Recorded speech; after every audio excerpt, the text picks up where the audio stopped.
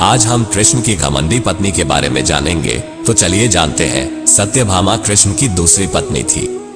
वो एक बहुत ही घमंडी स्त्री थी।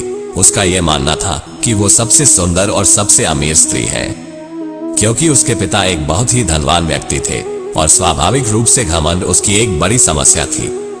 एक बार कृष्ण के जन्मदिवस के अवसर पर सत्यभामा ने सोचा कि वो सबको दिखाएगी कि वो कृष्ण को कितना प्यार करती है। तो उसने तय किया कि वो कृष्ण के वजन जितना 16 शहर के लोगों में बांटेगी। सत्यभामा ने तुलाभार की व्यवस्था की।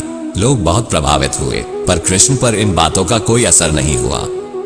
वे जाकर तराजू के एक पलड़े पर बैठ गए।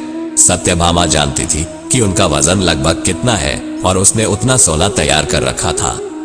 पर जब उसने सब सोना दूसरे पलड़े पर रखा तो कांटा जरा भी नहीं हिला। कृष्ण का पलड़ा थोड़ा भी ऊपर नहीं हुआ। तब तक शहर के सभी लोग ये घटना देखने के लिए आ गए थे। तब उसने अपने नौकरों से वो सभी गहने मंगवाए जो उसके पास थे। एक के बाद एक वो गहने डालती जा रही थी और सोच रही थी कि काम हो जाएगा, पर कुछ नहीं हुआ। तब उसने वो सब कुछ भी रख दिया जो उसके पास था, पर पलड़ा जरा भी नहीं हिला। वो रोने लगी क्योंकि ये सब उसके लिए बहुत शर्मजनक था। सारा शहर देख रहा था और उसके पास पर्याप्त सोना नहीं था और उसे समझ में नहीं आ रहा था कि वो क्या करे। तब उसने रुक्मिणी की ओर देखा, जिससे वो बहुत जलती थी और हमेशा परेशान रहती थी। उसने रुक्मिणी से पूछा, अब मैं क्या करूं, क्योंकि ये बात सिर्फ मेरे लिए ही नहीं पर तुम्हारे और हम सब के लिए भी बहुत शर्मजनक है।